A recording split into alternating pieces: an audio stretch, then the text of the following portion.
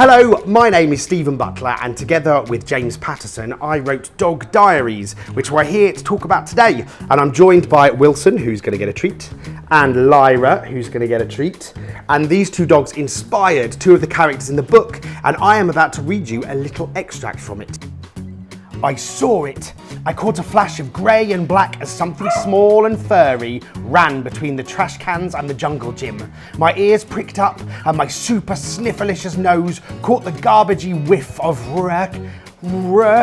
That was it. I couldn't help myself. Before Ruff could stop me, I bolted across the playing field, barking my extra barkiest bark that I save for raccoons. I don't know what it is about them that drives me so crazy. Just seeing their stripy tail sends me into a frenzy.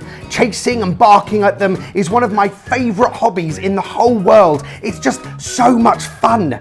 I suppose if I had only run after it and barked, things wouldn't have been so bad. The problem is, when a dog sees another dog racing across open grass, they just have to follow. It's irresistible.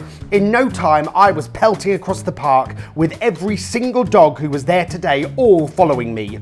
Of course, that doesn't sound too bad, I know. So what if all the dogs ran over to the jungle gym? It's no big deal, right? Well, it didn't quite end there.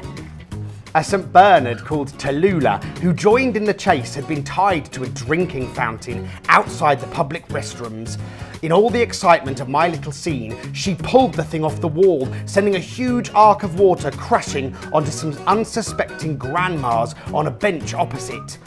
Another dog had its leash knotted to the baby buggy his pet human was pushing, and before she knew what was happening, the lady was screaming at the top of her lungs as her baby was hurtling backwards across the park, being towed by an oversized Akita called Dwayne.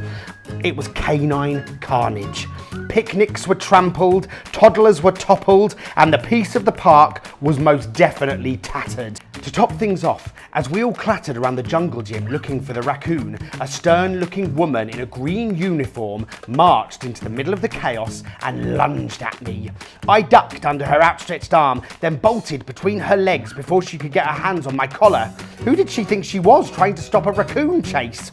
"Come here!" she bellowed at me, spinning around to make a second grab. Now everything got even more wild. If there's one thing that makes dogs scatter about more than when they're chasing something, it's when they're being chased. "Bad dog!" the woman yelled, diving out of the path of the high-speed baby buggy as it hurtled behind Dwayne. Bad dog? Was she talking to me? I was just doing some very important barking. What's wrong with that?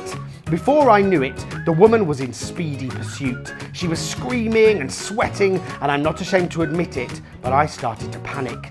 "Get back here!" The angry lady pulled a whistle from her pocket and blew it.